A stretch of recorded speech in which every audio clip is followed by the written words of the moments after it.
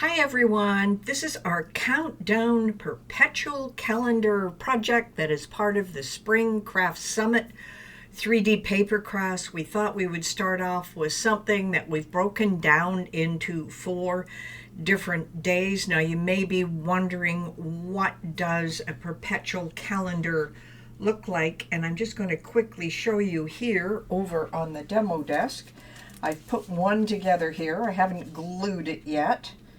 But basically, you're going to take this calendar, it will sit on a stand, and you'll be able to use these spinners, and the dates will come out here.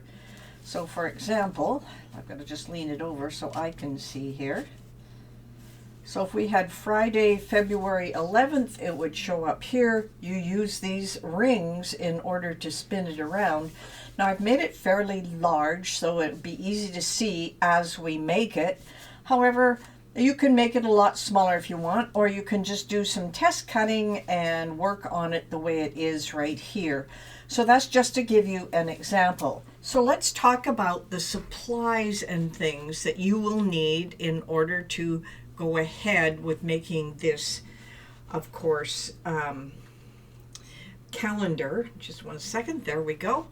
So the supplies for the perpetual calendar, as you saw it, where I had 5 sheets of white 12 by 12 craft board cardstock, and it's really important craft board. You need something that's pretty stiff and it's not going to be too flimsy. It's not going to spin or hold in place.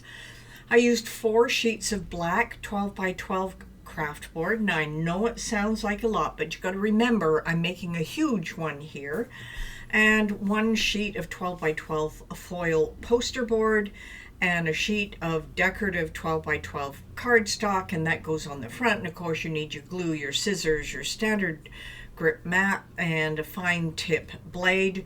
We are not going to be using any score lines on this. Let me just go back over here to the demo table one more moment before we get going. I just want to talk about the different things we need. I use this craft board sampler from Cricut in order to work on that, and of course they have enough sheets in these to make it viable. And then of course the foil sampler. This is foil cardstock, and it's called a poster board, and that works really well for one of the layers we are going to be using. And then for the decorative sheets, I had this Forever in Time cardstock pack, and I just chose some designs from this. They are 2-sided, but you can get a lot of paper from 12 by 12 cardstock. They sell their own. They also sell the Eco paper there, and those are all worthwhile.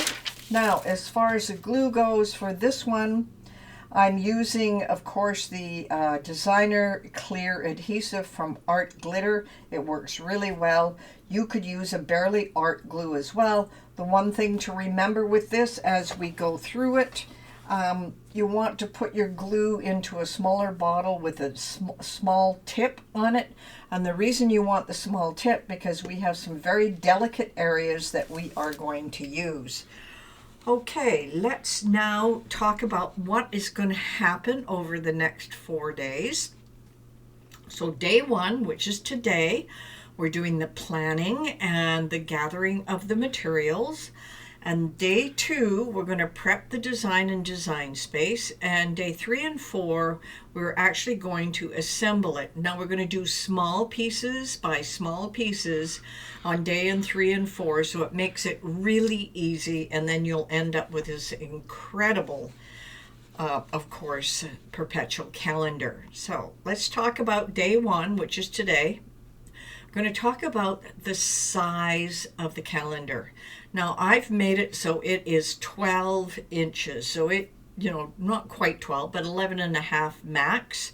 If you need to make it smaller, I will show you how to do that when we get into design space, where you select everything except the back stand and then change the top.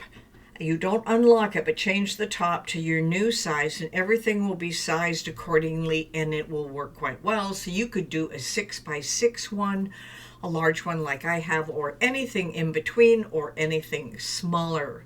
So that's the important part about the size of your calendar.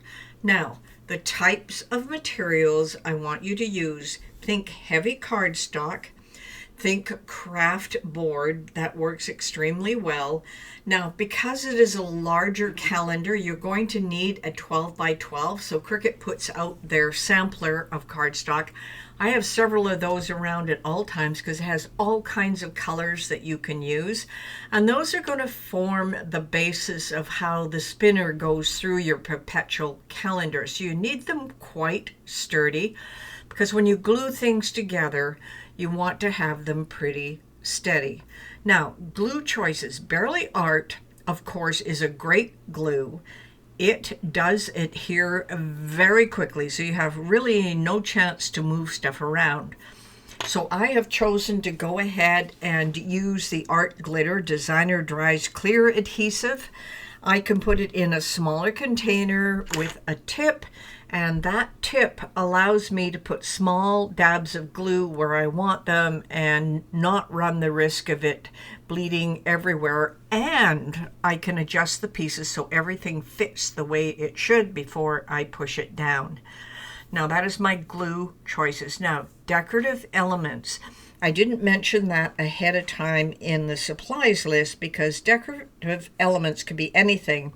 I suggested using a pattern paper for the front piece, but it gives you a whole range of other decorative elements you can add. So you can embellish on the front, you can add a greeting on the front, you can make it your personal property, you can put someone else's name on it and handmade by you. It doesn't really matter which way you go, but the biggest thing is to get the right materials and start putting them together. So what I want you to do for homework tonight, of course, is to add all of these. Let's see, let's just go back one more.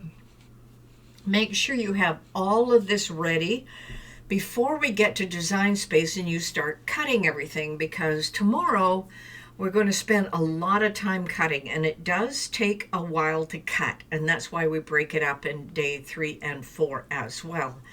So today's homework: grab your supplies.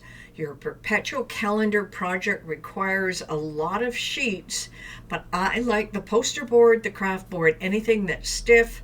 Your sheet of decorative is a 12 by 12 cardstock. I would not use a light one there, but you could use a medium cardstock. You want to get a nice glue. Of course, you're going to have scissors on hand and our standard grip mat, of course, and a fine tip blade and any embellishments that you want.